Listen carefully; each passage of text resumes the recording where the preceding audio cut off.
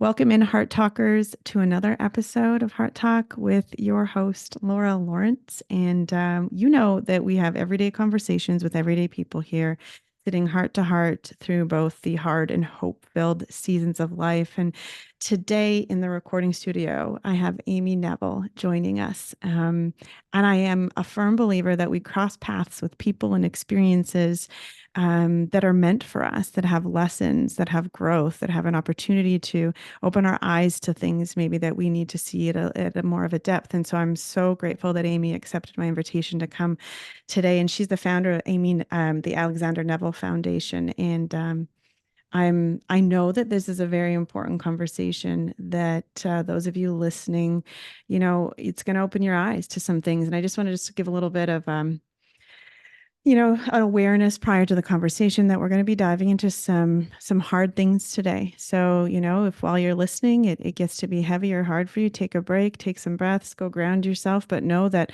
these hard conversations are important. And when we're feeling uncomfortable, we know we got to dig right in. So welcome to the Heart Talk podcast, Amy. Thank you for having me, Laura.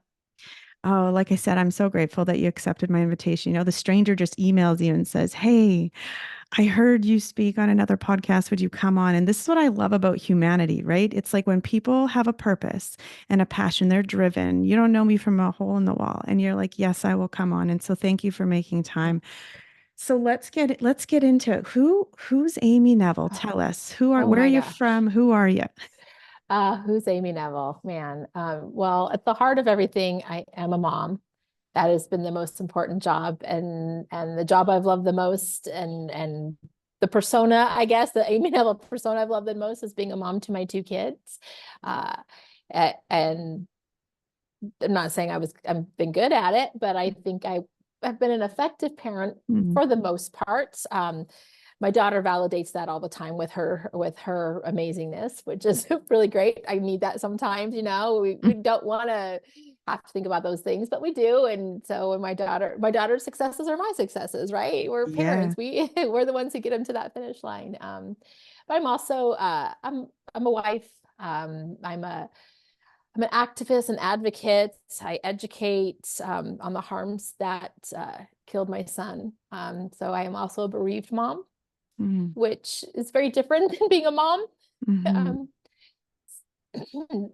I it's I've become kind of more obsessive, more since my son's passing about just things in my life and especially the education awareness piece. And it's I have a compulsion to do these things. I know that I can't tell everybody, but I'm going to try. I'm going to try Mm. my best.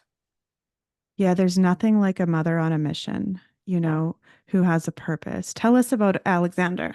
sure. So Alex was a pretty intense kiddo. He had a really big personality where he just loved to experience things in life, whether it be um, like role-playing games, uh, video games. He loved to learn. So he would learn about things in great detail and educate anybody that would listen to him, his fellow friends and adults in his life. He started off at 3 years old when he became an Egyptologist. As far as he was concerned, he could tell you everything about it. Moving into different, he loved history. History was one of the things he loved to learn about. And eventually became a skateboarder. Loved scouting, the adventure side of Boy Scouts, not so much the merit badge side of things. That felt too much like school, and his relationship with school was rocky at best. He's that kiddo that could, ace the test but wouldn't do any homework. Or if Mm, he did the homework, he didn't even turn it in. So what was the point? And he would argue like, I know the material. Why do I have to do homework? And the test proved that. So that was a tough one. At the time of his death, he was an entrepreneur. He was selling off his childhood toys on eBay, which was really amazing. He was good at it. He was very organized. He loved it, and he had a knack for it. And unfortunately, that adventuresome that big personality that he had also, I think, is what made him curious about wanting to know what it felt like to take oxycodone. And unfortunately, Alex somehow became connected with a drug dealer on Snapchat And this drug dealer offered him oxycodone. Alex took him up on it. And long story short, that ended Alex's life. He had this, I believe it was probably 10 days from his first pill to the day that he died. Everything happened really fast. And the power of fentanyl and the power of social media are the two things that really made that go like wildfire. I knew something was up with him, and I asked him, like, what is going on, dude? Like, are you using something? And long story short, he said, yeah, I wanted to. He said no. I mean, he said he was fine, just ate something bad, was up late. He's 14, just turned Mhm. 14, puberty, big deal. And so he seemed like he was on par for his personality, but then he came back to me and he said, okay, I got to talk to you. And in that conversation, he told us three key things. One is, I wanted to experiment with Oxy. I got it from a dealer on Snapchat. It has a hold on me, and I don't know why. Mm. And so we sprang into action. It was late on a Sunday. The following morning, I made the call to the treatment place. They needed to call me back. That night, he died. Like, everything happened really fast. Like, death blindsided us. The thought of him dying just didn't even enter my mind. People Mhm. don't die from one oxycodone. So that's how we learned about fentanyl. And then it wasn't until a couple months later that I realized what a big role Snapchat was playing in the drug crisis in our teens.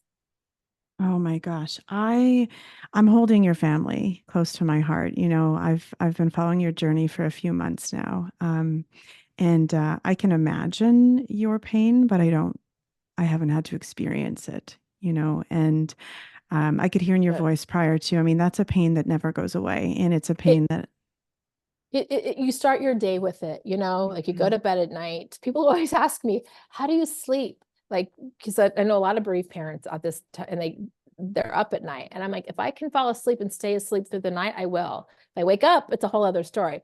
But I sleep because I am exhausted. My Mm. brain can't take anymore by the time I go to bed at the end of every day. But you wake up to that moment, and there's like this, 2 seconds, and then you're like, oh yeah, this is my life today. This is Yeah. this is my life. And that just doesn't go away. I'm constantly thinking about Alexander. He is always in my mind. And sometimes it's really loud, like really loud music. And then sometimes it's just like background noise, but he is always going through my mind. Well, I've looked at pictures of him, and his eyes are so bright. His smile is just so big Yeah. and bold. And you and I were talking prior to jumping on recording here. I mean, parenting teenagers in this world, in this time, Mm-hmm. is a daunting task. They are curious. Their minds are designed Mm-hmm. to be curious, to be Mm-hmm. exploratory, to discover. And we are now parenting in a very dangerous world of Mm-hmm. media where Yep. there are no guardrails, and Mm-hmm. we think that it's safe. We just trust Yeah. blindly. So let's talk about that. Like you Sure. said, you found out quickly how much Snapchat, that played a role in Mm-hmm. death. So let's talk about that. Sure. So Alex had first kind of give you a little background here. He told us at night it was Snapchat, and I didn't give it much of a thought that in the whole those first little bit there, because we had rules. Like, the internet went off at our house at a certain time. We were allowed. We Part of the deal of having a phone and social media that we got to spot check it whenever we wanted, and we did those things. But no one was talking about the drug emoji code. And so, had I seen something, I wouldn't even known what I was looking at that point. And so we thought we were doing those things. It was 2 months later when I was having lunch with one of his friends, and I asked her, like, on a whim, I'm just like, do you know where he got it? And she gave me the Snapchat drug dealer's phone number, his Snapchat information. She pulled it up Mm. and showed me. And I was like, okay, so this is Snapchat again, right? Weird. And then fast forward 2 more months later. So we're talking about 5 months after Alex has passed away, 4 or 5 months after Alex has passed away. And this woman contacts me. A news article ran about Alex in our local newspaper and the fentanyl crisis. And this woman contacts me and says, are you this person? I've got something to show you. That night, she sends me pictures off this drug dealer's Snapchat account talking about my son. And I was like, what the hell is going on here? And at this point, I don't even know how many people at this point have lost their kids the same way. You know, in the very beginning, I thought this was some weird one-off freak thing. And by the time this woman reached out to me, I realized this is a common occurrence. And in my opinion, at this point, Snapchat is the largest open air drug market when it comes to adolescents, you know. In November 2020, I started talking to teens and asking them all these things that are going on in their world so we could make impactful information for them. And every time I meet with them, I think they're going to tell me some new app, right? I think they're going to tell me it's somebody else. But I just had one a month ago and it's still Snapchat. It's Mhm. always Snapchat. I'm like, where's the number one place you guys see these things? They always answer with Snapchat. Like, and I'm always surprised by that. Which is stupid, but I Mhm. think at some point Snapchat's got to change that, right? I mean, sure they want to be number one, but do they want to be number one for that? I hardly think so. Mm. So it's frustrating. It's incredibly frustrating to keep hearing it over and over again and hearing it from the mouths of their users. Yeah, it's interesting. So with the nonprofit that I run, I did a quick survey actually just about a month ago after I started doing this deep dive, and after I met you and a couple of the other parents from down in the States, or you guys are, I feel like years ahead of us in terms of digging deep into this than we are up here in Canada. And I did this quick survey that we sent out on our socials to youth. Mm-hmm. Very ethical survey, how many hours a day do you spend? What age did you get your phone? Do you keep your phone in your room at night? And it was very interesting, the two questions that I asked, and I knew that it would get a fairly big response, but I didn't know how big. One was, do you believe that social media impacts the mental health of youth? And 95% of the kids said yes. And then the second question is, do you believe that tech companies are doing enough to keep kids safe? That one was around 90%. A couple of the kids didn't know, but I thought, okay, so those two answers are Mm-hmm. clearly indicative of what these kids are experiencing. And it's up to us to keep them safe and to hold these tech companies accountable. Let's talk about what you've put into action, because you have been a very busy woman. I have. It's been, I could have never predicted how busy I was going to be. You know, when we started all of this, I was going to give drug prevention education in schools and still teach yoga. That was my plan. I haven't taken but one yoga class in the last 4 years. So it's crazy to me how busy it is. I just don't have time for, my daughter obviously is first, and then all of this work comes next. And it's just kept me incredibly busy. In the last couple of years, we have had 5 rallies in front of Snapchat headquarters. Each time, press comes out, we do it to be annoying. Let's be honest. Mhm. We want to keep this issue out there, being talked about in the press, being talked about in our communities, and the rallies are one way to do that. The first rally, we start out really going after the fentanyl crisis. Then we start going into other harms that are occurring on these platforms.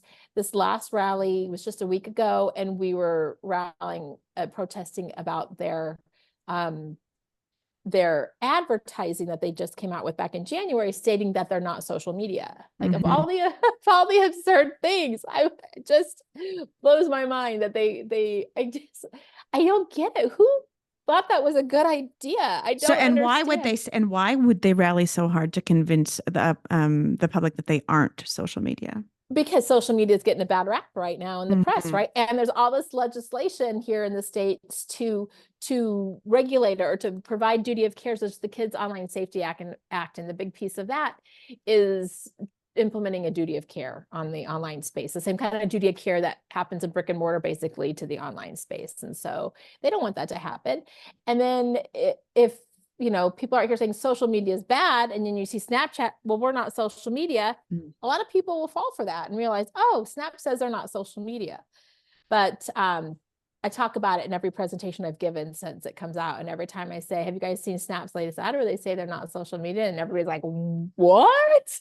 And so Mhm. um, we just have to keep talking. It's just a grift that they're trying to play on us. Evan Spiegel came out in January at the big tech hearing that happened in DC and stated that he would support 2 big pieces of legislation out here. And then the next day that ad came out that they were not social media. Like, how do you do that? I don't even understand. If I were the writers of the legislator that one of the pieces, I'd be ticked at him because they put out a press release on how he said he supported it, and then Mm. but he also doesn't need legislation to make him do the right thing. Yeah. So Yeah. who cares? Who cares? Do the right thing with or without legislation. Yeah. So you have spearheaded a lawsuit. Yeah. Yes, we yes. Oh yeah, that's a thing that's happening too. So we have a lawsuit against Snapchat. We were told for a good year before after Alex passed away, there's another family organization out there that kept saying, you can't sue Snapchat, you can't sue Snapchat. Long story short, I met somebody who was like, why not?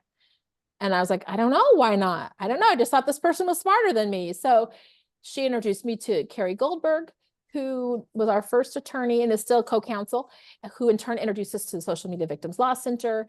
And we had our first hearing back in January of this year to even find out if we were going to move forward with the case. And the judge ruled that, yeah, we can. We really don't know what's going on and that we have a right to know and we can go into discovery. And so we've had a couple status conferences since, and we're at a stay right now because Snap has filed their appeal. Yeah. They've also filed a couple amicus briefs along with that, but from companies like NetChoice. NetChoice is this lobbying company that big tech pays into to protect them, essentially. That is at least my understanding of it. And so, we're waiting for the ruling to come back on that right now, and to see how we get to respond at the Mhm. very least, or if we're going to continue forging ahead like the plan was. So, what do you think parents need to know about Snapchat? I mean, what are the harms? What are you seeing and hearing when you're doing all these presentations? What are have the families been experiencing that come into contact with? What do we need to know? Sure. So a lot of the stuff that happens in this space are, yes, every social media platform kind of has the harm that they excel at. For Snapchat, in my opinion, it is the drugs. And I have to say in my opinion, because I really don't want them to sue me, okay? Hmm. So, but if you go to look for it yourself, I think you will come to the same conclusion. That's one thing. So there's quick add features on there. There's the Snap Map where you can just see somebody's live location. You can send them messages. You can call them from the Snap Map without even having their phone number in your phone or even being connected to them. And so it's little pieces like that that are really dangerous. But then also once these dealers become friends with our kiddos on these spaces, they groom them. This is what the kids are telling me, right? So I was naive in the beginning. I thought kids want to try drugs, experiment, they're going to find the person to sell to them, right? Well, there's a whole other avenue, and it's these drug dealers know our kids are vulnerable. They want to be treated more grown up. They want to have more clout. And these dealers come in and they fill that void. They groom them. And so what our kid would have never said yes to on day one, they're now saying yes to down on day 30 because this person's built them up, made them feel Hmm. really good about themselves. They think this person has their best interest at heart. And now they're taking them down a bad path. And our kids don't realize it until it's too late. Another thing is, our kids put out there having a bad day. And this drug dealer doesn't even know our kid, slides in, sees her having a bad day, they're at a low moment in their life, and offers them something to make them feel better, and they take them Hmm. up on it, right? Or another one that's come up a couple times in my last listening sessions are like, oh, I put out I was saving for a new car. A drug dealer contacted me and said, hey, I got a job for you, and so there's just way too much access to our children in Hmm. these spaces. And so we got to put all the protections on. And I know our Hmm. kids don't like that because it might limit what they can see and what they can experience. But at the end of the day, we're keeping them safe. And that's Hmm. that's the most important thing. Yeah, and what I am coming to see and understand real quickly is that these platforms, these digital spaces are, grounds for criminal behavior. Hmm. And it's like Absolutely. releasing our kids out into the wild, Oh yeah. hoping that everyone's going to make the best choice and that, Hmm. they're not going to come into contact with sex offenders, drug Hmm. dealers, sexual exploitation, pornography, and it's all there. They're going to come into contact with all of it, and then they're not going to tell us because they don't want us to take it away from them, right? Hmm. So they're going to kind of keep it a secret, even though they know it makes them feel bad and it is harming them. There's still that fear of missing out is greater than the fear of Yeah. taking care of themselves. uh, there was something else that popped in my mind when you were saying that. I remember what it is. Sorry. Oh, just come back to it when you want. But I Yeah. think that So, is such a good point, is like, that's why we held out until our son was 14 to mhm, allow him to have Snapchat. Here was the thing. He was playing on competitive hockey teams and in other organizations where all the kids had a Snap group, and that's how they would get a hold of one another. So he was missing mhm, out. That mhm. was the route of socialization and communication. And I know I talk to parents on the daily, like it is a struggle. It's like they know that our kids should not have access, but to say no Mhm. and to keep them out of those social situations, it feels like it's a lose-lose. It does feel like it, but there are other apps out there that can accomplish the same thing as that group chat. Like one's called Band App. I know my daughter uses it for her, and the parents use it for her marching band, and her band mates all use it. The Hmm. calendar's in there. That's where they can all talk to each other. It doesn't have ads. Strangers can't be involved, can't see what they're doing. So that is so it's closed off to the rest of the world. Those other Hmm. things can't get in there. And, So and we I got to think start.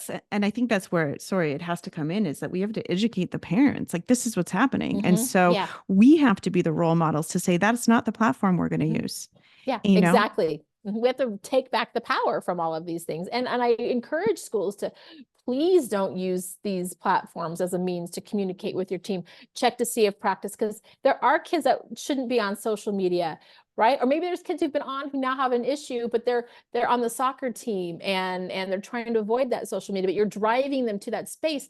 And now you're essentially putting, in my opinion, putting them in harm's way, right? Because now these predators have access to them again. The feed of the For You content all is going to be there. So that stuff is going to suck them in. I mean, how many times have we had one intention of going to our phone we're going to Mhm. look for whatever real quick, and next thing you know, it's like, wait, why did I pick up my phone again? Because you've looked at three other things and Yeah. you've forgotten what you're there for. And so it's going to have that same impact on our kids, even though they're just trying to look at what their soccer practice is. Well, I have an example that just happened to me a couple of weeks ago. I was following an account on Instagram. It was a poetry account because I'm a writer, I'm an author, and it was a beautiful account. It was hacked, and very quickly there was inappropriate content that was showing up. It started very kind of passive aggressive, so insinuation. Mm-hmm. I reported it. The next time I opened the app, at the absolute top of my scroll was then a video that was a little bit more inappropriate, some soft kind of pornography. I reported it. Long story short, Amy, it took me 12 times to report it. Each time I reported it, the next time I opened up my ad, it was so disgusting. To the last one, it was a woman in a pair of white pants, and there was a gentleman behind who had ripped the back of her pants open and um, bent her over a bench. That was on Instagram. Wow. And it I mean, took I don't know why I'm surprised, but and I mean, and that wasn't even the worst one I saw. I mean, I remember when I actually showed my parents it. I said, "This is what we're parenting in," and they yeah. damn near fell over. And I said, "So I have seen things censored on these platforms, uh, far less dangerous than what those videos were that I saw, and I Mhm. think that we need to get loud about this." We do, and we're trying. But you know what it's going to take? It's going to take people who haven't been impacted to join those of us that have. It's going to be the collective voice. And it's tough, to get other people involved because until it's on their doorstep, Mm, the, they've got a stigma attached to it, or they've got their own ideas. And you know how many times I've heard, well, just take the phone away. I'm like, I wish it was that easy. These phones have been designed for these apps have been designed for addiction. I always talk to the kids and I'm like, okay, so what do you guys think a Snap Streak's designed for? Well, just to get you to come back. I said, why do they want you to come back? They're like, oh, because they want me to connect with my friends. I'm like, false. They want you to show up so they can collect their paycheck off of you. And I've had youth tell me, yeah, the Snap Streak's fun at first. Then after a while, they start to get a little anxiety that mhm, notification comes up that they might miss their Snap Streak and they feel a little anxious about it. Now it's driving them to go do this. Becomes a compulsion that they have to do it, or mhm, something bad's going to happen, even though they know something bad's not going to happen. They just can't let it go. mhm. So it's I just wish it was so, I wish we could just take the phone away and that would solve everything, but it's just not. It's going to escalate other things going on with your kiddo. You know, if you do take your phone away, how your kid reacts, how they cope without having that phone is a good indicator of what they're dealing with mentally for being Yeah. on that phone. Yeah. Absolutely. And I think that you are so right. They are designed to be so addictive. I mean, I think the adults listening to this, think about how reliant you are on your phone. And if you had your phone taken away for a week, what would that do? Mhm. How would you respond? It's like we live on these things. They're the Mhm. social network connection. And it has gotten to the point where I think, and I'm hoping the scale is tipping so much. I think Yeah. you're right, though. It's going to take people who are not, they haven't had the tragedy that, gosh, Mhm. unfortunately, your family has had to Mhm. experience. But I do think there's a lot of blind eyes and a lot of, well, we're setting the parameters. But just like you said, you had the rules. You shut the internet off. Mhm. You had an open relationship with your son, and he's no longer here. And here we are. I know And here that you just are. doesn't add up as far as I'm concerned, but yeah, here we are. I don't do a lot of elementary school presentations, but I do. And we talk about making choices for your healthy choices for your brain and body. And one of the things I do is I show different pictures and they give me a thumbs up if it's healthy, sideways if they're not sure, thumbs down if it's not a healthy choice. And I'll show the sequence of somebody sleeping in bed and they're like, yeah, that's healthy. Getting a good night's sleep is healthy. And then it's somebody asleep in bed, but they have a device next to them. Hmm. And so then we'll just chit chat about that picture. I'm like, well, how many of you guys go to bed with your device? And it's like half the class. I'm talking kindergarten on up Hmm. is raising their hand that they're going to bed with a device. I'm like, okay, well, why do you go to a device, bed with a device? Well, because my parents are busy or they just tell me to watch something on it until I fall asleep. But I'm Hmm. just like, what happened to the good old days of us reading to our kids before they went to sleep? Like we would read to our kids. Okay, I say we, but it was mostly my husband because every time I would read to my kids, I'd fall asleep. But I was that parent. But he Mm. would read to them until they fell asleep every night. And so, how do we get that back? How do we make our lives less busy so we can get back to those things? And I know a lot of people love the fact that they got to work from home because the pandemic. One of the things that got us to be able to work from home. You know, but does that mean, are we working too late into the day? Are we leaving ourselves short at the end of the day of spending that time with our kids that was scheduled into our day because, work ended at 5, we're home by 6, and I don't have to think about those things now because it's not in the house. And Yeah. so what routine have we set up in our house that's keeping us from reading or whatever the conversation, whatever that bedtime routine could be that doesn't include devices? Yeah. And I think that's the first thing I say to all parents when I start to have this conversation is, where do we start with healthy boundaries with their phones? And first and foremost, number one, I say do not allow them to keep their phone in their room at night, Mhm. because all of the experts are saying, I mean, that is where the trouble really Mhm. can get bad quick. Yeah. And interestingly enough, on the survey that we did with youth on, tech use, 85% of kids ages 12 to 18 are allowed to keep their phones in their room at night. And that was 150 kids who answered that survey. Wow, that's amazing. When I talk Th- to youth, we do a social media and self-esteem presentation Mhm. um, that has been created with youth. So one of the things we talk about in trying to troubleshoot, like what can we do to help ourselves? I'm like, put your phone away, put it in another room, go out to the front room, watch TV. And like if you feel that, if you have a compulsion to get your phone, kind of monitor that. How often are you feeling that compulsion? Like that's what addiction feels like. Yeah. Like, identify it now where you're at, Mhm. what kind of where you're at on the scale, and you can, it's not too late to do something about it. No, because you were right. That's what it is. It's a developing an addiction at Mhm. very young ages. And I said this to my husband the other day. What is it going to look like for these kids in 10, 15 years when that addiction moves to something else, when the dopamine hits don't hit the way they used to? And, Right. I've been speaking in schools for the last, 8 years after I left the classroom, and I am pivoting to doing tech talks. And I'm in a school this week, an elementary school, and the principal said to me, and this is rural Saskatchewan, so we're not in the Mhm. States. We still have the same issues you have down there. We're maybe just not talking about them as much. And she said to me she had to have a grade 6 student in her class and expel him for the day because he had sent a Snapchat message to another girl saying that he was going to rape her. And he had no idea what that meant. Once he found out what it meant from the principal, he cried profusely. And she said, like, where did you hear about that? And he just said, well, I just see the memes and the videos, Mhm. I don't know what it means. And like, this is what our Mhm. kids are up against.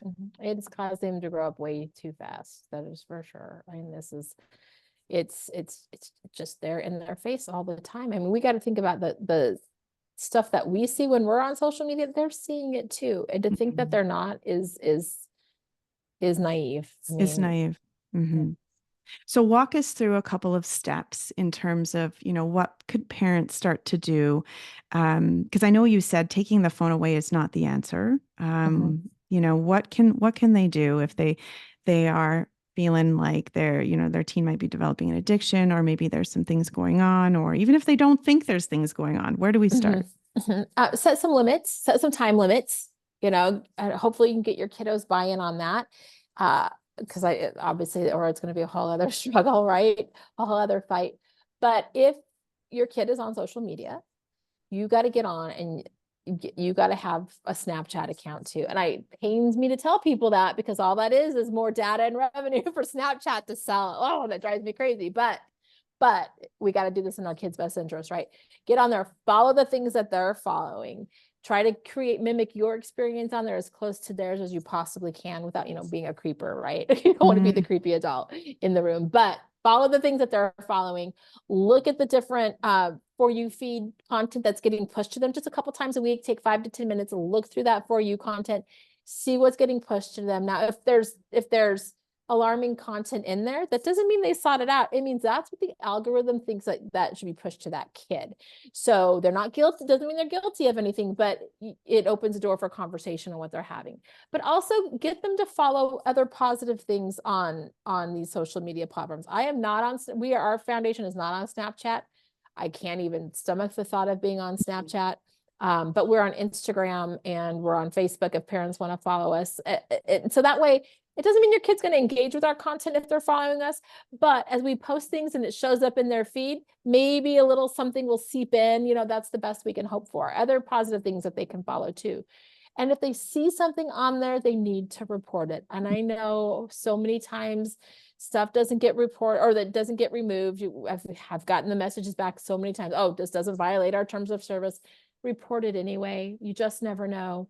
And if you see a friend on there that's struggling or, they have a friend that's having an issue, we got to tell somebody. We just can't scroll right past that. We got to get those people help, whether mhm. we think it's, none of our business or whatever. They need help. Hmm. Having those conversations with our kids too, saying, if you make a mistake, it's okay. Come to me, tell And me come about to it. me. Mm-hmm. Because, I mean, there are countless stories of teenagers taking their lives after being Mm-hmm. sexted or after, Mm-hmm. being cyberbullied to the Mm-hmm. point where they just can't take it anymore. And I don't think we as adults know how much kids are dealing with on this They online don't. world. Mm-hmm. And then we've got to get them to look out for each other, unfortunately. And then also, um, yeah, they have to say something when these things come up. But I think as far as being parents in these spaces are concerned, another thing we can do is just ask them, hey, I heard this podcast today and they talked about bullying on social media. Are any of your friends been bullied on there? Have you ever seen that? What does that look like? I want to know. And our kids love to know things, right? Our teenagers Mm. especially love to know more than mom and dad. So it's going to open the door for them to teach us something and have a conversation around that. Yeah, I remember my psychologist saying, Laura, when you're having conversations with teens, little bite-sized driplets, and questions like, hey, I Mm-hmm. saw this or I heard this, Mm-hmm. exactly what you said. Like, is this happening? Or, and give them the opportunity to teach you. So what, in your opinion, what age should parents hold off on until giving their kids access to Oh, Snapchat? oh man, I just wish we would not have access to anything. I would love to blankly say, let's just not ever do it again, everybody. Everybody whose Hmm. kids don't have it, let's not ever do it, right? That would be my first answer. But studies are showing that if you can get your kid to 16, 17 years old without it, once they do get it, they don't care so much about it. It's Hmm. not a big deal. Not such a big deal in their life. So, I mean, if you could push it out to their junior, senior year of high school that far, that because you kind of don't want them graduating high school and moving on to college and not having any type of social media literacy, right? Yeah. You're not gonna teach them to drive for 2 days and then say, okay, hit the road, see you later. It's gonna be a little bit longer than that. So they're gonna need a little bit of experience in that space with your guidance before they're off at college or whatever the next phase of their life is going to be. Yeah. See, I'm seeing kids, as young as 7 and 8, having Mhm. access to Snapchat and Mhm. TikTok, and Oh, we can't do that. We can't. It's we just. can't do it. The stakes are too high. And like you said, it's not necessarily what the kids are looking at. And this is what I want parents to know. It's what the algorithms are sending Mhm. them. They Mhm. know that these kids are a certain age. They know, well, first and foremost, on most of these apps, I mean, the kid's supposed to be 13 before they're even on the app. But the Mhm. problem is that like the age verification is non-existent. And so Yeah. it's just bullshit, But really. but they know how old our kids are. If our kids Mhm. lied about their age, they still know based on who they're friends with, the kind of content they're looking at, and the way they're interacting with the app. So they know they have all the means to absolutely know what that is. But the other side of that too is how that is hitting their brain. Those dopamine hits to the brain. It's going to mess up their dopamine receptors, and as they grow, they're not going to create as much dopamine, and that's going to cause a whole other host of issues. Yeah, I just listened to a podcast about that by an expert, a doctor who said, then it just keeps getting more extreme for these kids Mhm. to get these dopamine hits. And honestly, from a physiological understanding of how the brain works, I think that's also important for parents to understand. This interaction with their devices is rewiring their brains. Mhm. Absolutely. And that's something that our kids don't know either. A lot of times when I go do a presentation, whether it be talk about social media or doing drug prevention, I'll ask them like, hey, how many of you know that your brain's under rapid development right now? And they're always like, huh? I've only been in one school where the kids are like, oh yeah, we know. And that's because that teacher, everything she taught them, she tied it back to the impact on their brain. And I thought that was Good incredible. teacher. So yeah, that was amazing. I applaud her. And so I think as parents, as educators, we need to get that education out there on what is happening in your brain as Mhm. you are growing up at the different levels, and hopefully kids will understand that.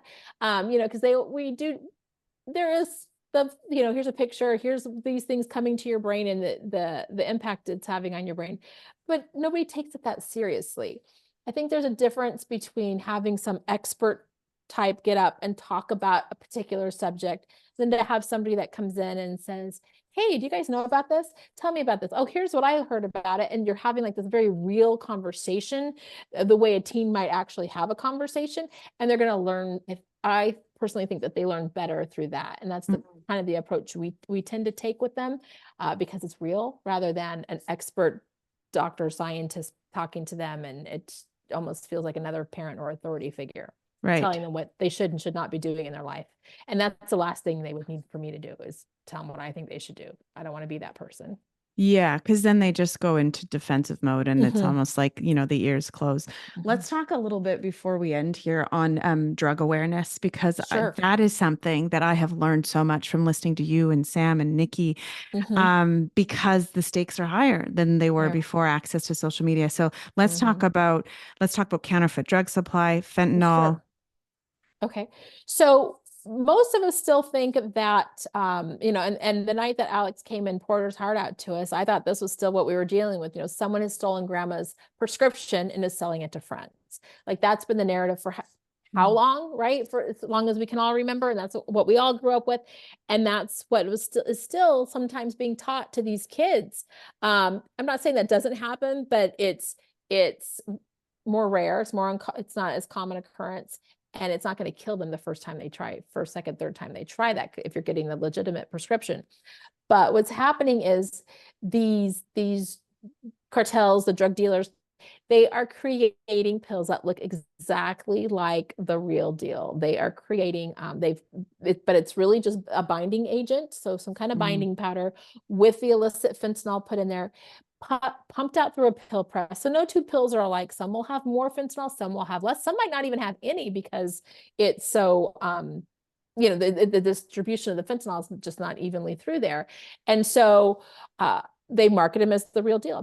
These days are marketing fentanyl as its own drug and then everything else as the legitimate thing. And they're just not. There is no such thing as legitimate oxycodone, legitimate Percocet, legitimate Adderall, whatever it is you're seeking, in in these spaces anymore. They are all counterfeit and they're all containing some level of fentanyl in them. And so we have to stop and realize that. And then parents have got to drop that stigma of, oh, we don't have a drug problem in my house. That's never going to happen.